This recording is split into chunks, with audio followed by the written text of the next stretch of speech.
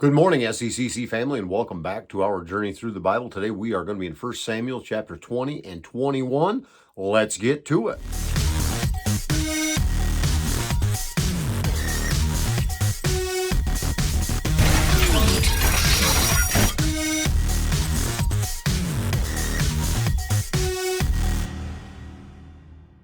First Samuel chapter 20. Then David fled from Naoth, can't say that word very well, in Ramah, and came to and said before Jonathan, "What have I done? What is my guilt and what is my sin before your father that he seeks my life?" And he said to him, "Far from it. You shall not die. Behold, my father does nothing, either great or small, without disclosing it to me. And why should my father hide this from me? It is not so." But David vowed again, saying, "Your father knows well that I have found favor in your eyes." And he thinks, "Do not let Jonathan know this, lest he be grieved. But truly, as the Lord lives, and as your soul lives, there is but a step between me and death." Then Jonathan said to David, "Whatever you say, I will do for you." David said to Jonathan, "Behold, tomorrow is the new moon, and I shall not fail to sit at table with the king. But let me go, that I may hide myself in the field till the third day at evening. If your father misses me at all, then say, David earnestly asked leave of me to run to Bethlehem, his city, for there is a yearly sacrifice there for all the clan. If he says good, it will be well with your servant. But if he is angry, then know that harm is determined by him. Therefore, deal kindly with your servant, for you have brought your servant to a covenant of the Lord with you. But if there is guilt in me, kill me yourself, for why should you bring me to your father?" And Jonathan said, "Far be it from you. If I knew that it was determined by my father that harm should come to you, would I not tell you?" Then David said to Jonathan, "Who will tell me if your father answers you roughly?" And Jonathan said to David, "Come, let us go into the field." So they both went out into the field. And Jonathan said to David, "The Lord, the God of Israel, be witness.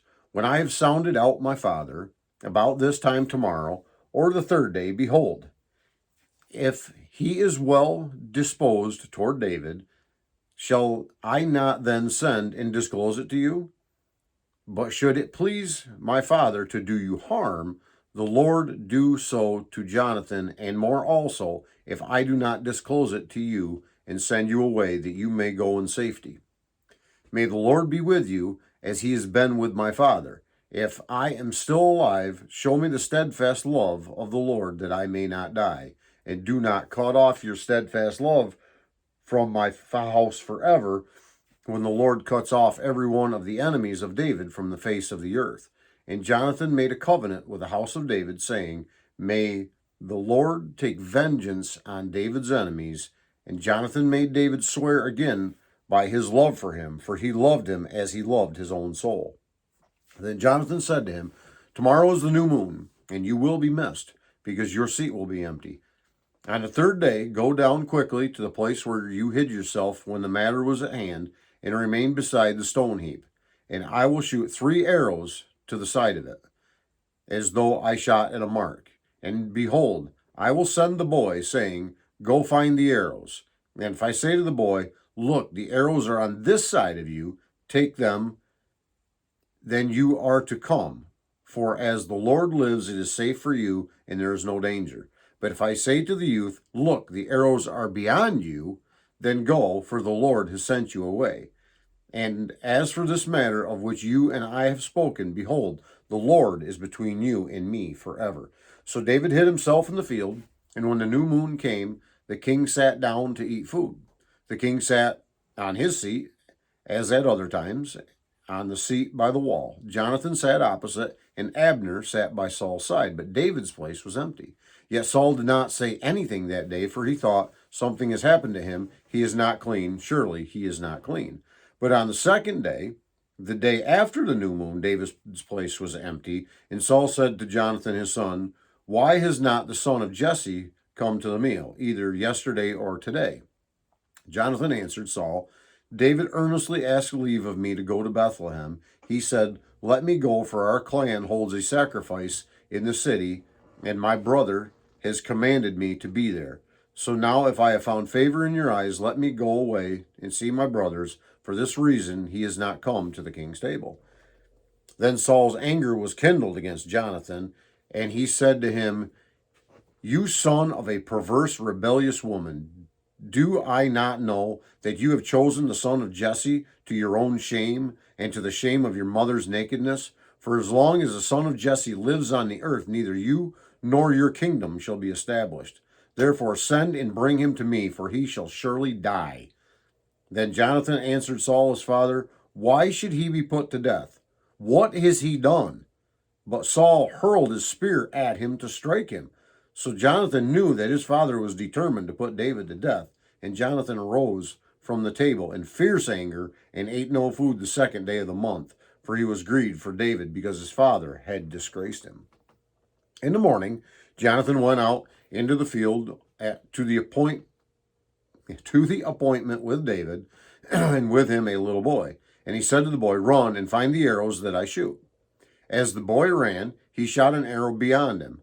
And then the boy came to the place of the arrow that Jonathan had shot. Jonathan called after the boy and said, Is not the arrow beyond you? And Jonathan called after the boy, Hurry, be quick, do not stay. So Jonathan's boy gathered up the arrows and came to his master. But the boy knew nothing, only Jonathan and David knew the matter. And Jonathan gave his weapons to the boy and said to him, Go and carry them to the city. And as soon as the boy had gone, David rose from behind the stone heap and fell on his face to the ground and bowed 3 times. And they kissed one another and wept with one another, David weeping the most. Then Jonathan said to David, Go in peace, because we have sworn, both of us, in the name of the Lord, saying, The Lord shall be between me and you, and between my offspring and your offspring forever. And he rose and departed, and Jonathan went into the city. 1 Samuel 21. Then David came to Nob, to Ahimelech the priest, and Ahimelech came to meet David trembling and said to him, Why are you alone and no one with you? And David said to Ahimelech the priest, The king has charged me with a matter and said to me, Let no one know anything of the matter about which I send you and with which I have charged you. I have made an appointment with the young men for such and such a place. Now then, what do you have on hand? Give me 5 loaves of bread or whatever is here. And the priest answered David, I have no common bread on hand, but there is holy bread, if the young men had kept themselves from women. And David answered the priest, Truly, women have been kept from us, as always, when I go on an expedition. The vessels of the young men are holy, even when it is an ordinary journey. How much more today will their vessels be holy? So the priest gave him the holy bread, for there was no bread but the bread of the presence, which is removed from before the Lord to be replaced by hot bread on the day it is taken away.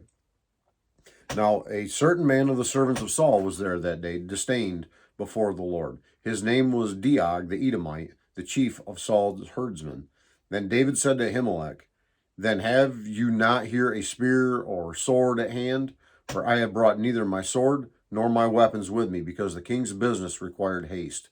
And the priest said, The sword of Goliath the Philistine, whom you struck down in the valley of Elah, behold, it is wrapped in a cloth behind the ephod. If you will take that, take it, for there is none but that here. And David said, There is none like that. Give it to me. And David rose and fled that day from Saul and went to Achish, the king of Gath. And the servants of Achish said to him, Is not this David, the king of the land? Did they not sing to one another of him in dances? Saul has struck down his thousands, and David his 10,000s. And David took these words to heart and was much afraid of Achish, the son of Gath. So he changed his behavior before them and pretended to be insane in their hands, and made marks on the doors of the gate, and let his spittle run down his beard. Then Achish said to his servants, Behold, you see the man is mad. Why then have you brought him to me? Do I lack madmen that you have brought this fellow to behave as a madman in my presence? Shall this fellow come into my house? Crazy pace to leave it, isn't it? But that's where we're going to do it. We're going to leave it here today. Tomorrow we're going to be picking right back up in the next chapter of 1 Samuel. But until then, I would ask that the Lord would richly bless you, yes, you, if you are a follower of him. Have a great and godly day, And I will see you hopefully tomorrow.